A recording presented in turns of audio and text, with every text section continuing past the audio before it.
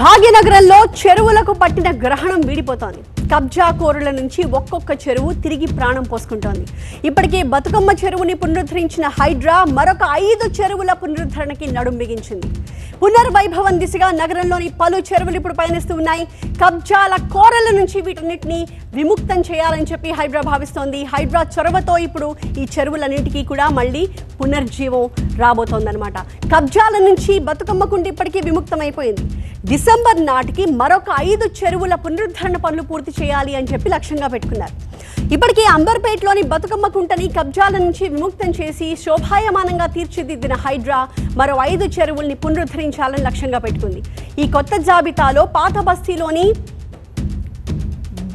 బంకముద్దౌలా చెరువు, అలాగే hitech city centre దగ్గరున్న తుమ్మిడికుంట చెరువు, సున్నం చెరువు, ఇంకొకటి కూకట్పల్లిలోని నల్ల చెరువు, అలాగే ఉప్పల్లోని పెద్ద చెరువు, ఈ 5 చెరువులు మనకు కనిపిస్తూ ఉన్నాయి.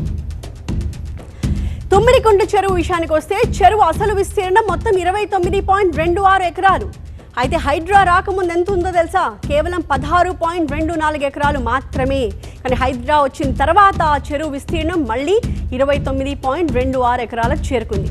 చెరువు దగ్గర నిర్మించిన హీరో నాగార్జునకు సంబంధించిన కన్వెన్షన్ హాల్ని కూల్ చేసిన విషయం మనకు తెలుసు కదా. సో అది కూల్ చేసిన తర్వాత హైడ్రా ఈ చెరువు అభివృద్ధికి నాంది పలికినట్టయింది.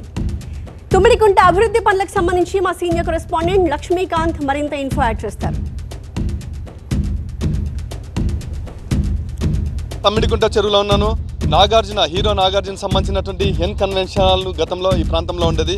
ఈ ప్రాంతంలో ఉన్న ఎఫ్టిఎల్ జోన్లో ఉన్న ఎన్ కన్వెన్షన్ హాల్ మొత్తం కూడా కూల్చివేసిన తర్వాత ఈ ప్రాంతం మొత్తం స్టోన్ రివిట్మెంట్ వాల్ వచ్చింది. ఇప్పుడు కొత్తగా ఈ మొత్తం స్టోన్ రివిట్మెంట్ వాల్ మొత్తం కూడా దాదాపు 2 కిలోమీటర్లు పైగా మొత్తం ఏర్పాటు చేస్తున్నారు. వాకింగ్ ట్రాక్ కూడా దాదాపు 2 కిలోమీటర్ల చుట్టూ రౌండప్ కూడా వాకింగ్ ట్రాక్ నిర్మాణం వస్తుంది. ఇక్కడ 3 పార్కులు వస్తున్నాయి. అంటే చిన్నపిల్లలు ఆడుకోవడానికి కావచ్చు, అదేవిధంగా పెద్దలకు జిమ్ సెంటర్ కావచ్చు. దాంతోపాటు ప్రత్యేకంగా యోగాను ఆదర్శవంతంగా తీర్చిదిద్దే నేపథ్యంలో ఇక్కడ పెద్దది ఒక యోగా చేసుకోవడానికి అనుకూలంగా ఒక హాల్ని ఏర్పాటు చేస్తున్నారు.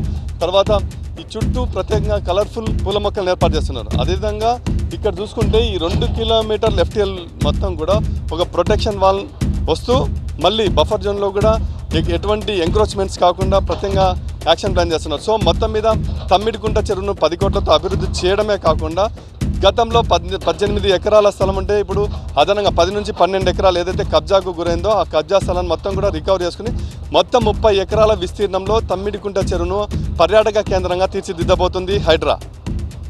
కెమెరా పర్సన్ ప్రసాద్తో లక్ష్మీకాంత్, TV9 హైదరాబాద్. బంబరకుద్దౌలా చెరువు, దీని అసలు విస్తీర్ణం 19.04 ఎకరాలు. అయితే కబ్జాల బారిన పడ్డ ఈ చెరువు నామమాత్రంగా మాత్రమే మిగిలింది.